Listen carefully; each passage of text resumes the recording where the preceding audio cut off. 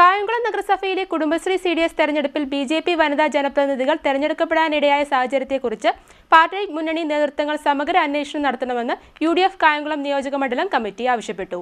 കഴിഞ്ഞ നഗരസഭാ തെരഞ്ഞെടുപ്പിൽ കായംകുളത്ത് CPM-ഉം BJP-യും തമ്മിൽ പല വാർഡുകളിലും രഹസ്യധാരണ നിലനിന്നിരുന്നു. ഇത് മറച്ചുവെച്ചുകൊണ്ടാണ് ഇപ്പോൾ UDF-BJP ഡീൽ എന്ന വ്യാജ ആരോപണവുമായി CPM രംഗത്ത് വന്നിരിക്കുന്നതെന്നും UDF ഭാരവാഹികൾ പറഞ്ഞു. കായംകുളം നഗരസഭയിലെ കുടുംബശ്രീ CDS തെരഞ്ഞെടുപ്പിൽ BJP വനിതാ ജനപ്രതിനിധികൾ തെരഞ്ഞെടുക്കപ്പെടാനുണ്ടായ സാഹചര്യത്തെക്കുറിച്ച് പാർട്ടി മുന്നണി നേതൃത്വം സമഗ്ര അന്വേഷണം നടത്തണമെന്ന് UDF കായംകുളം നിയോജക മണ്ഡലം കമ്മിറ്റി ആവശ്യപ്പെട്ടു. കഴിഞ്ഞ നഗരസഭാ തെരഞ്ഞെടുപ്പിൽ കായംകുളത്ത് CPM-ഉം BJP-യും തമ്മിൽ പല വാർഡുകളിലും രഹസ്യധാരണ നിലനിന്നിരുന്നു. ഒന്നാം വാർഡിൽ BJP വോട്ടുകൾ CPM-ന് മറിച്ചു നൽകിയിരുന്നു.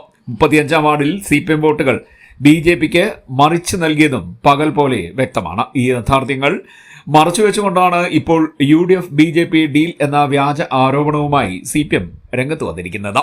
അന്നത്തെ നഗരസഭാ സെക്രട്ടറിയെ സ്വാധീനിച്ച് യാതൊരു തത്വദീക്ഷയുമില്ലാതെ BJP-ക്ക് അനുകൂലമായ രീതിയിൽ വാർഡ് വിഭജനം നടത്തി UDF-നെ ദുർബലപ്പെടുത്തി അധികാരം നിലനിർത്താനാണ് CPM ശ്രമിച്ചിരുന്നത്.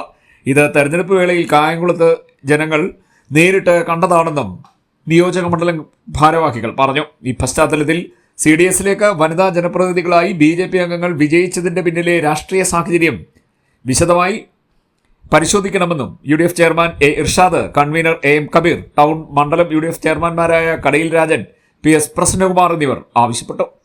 CDNet news, Kayamkulam.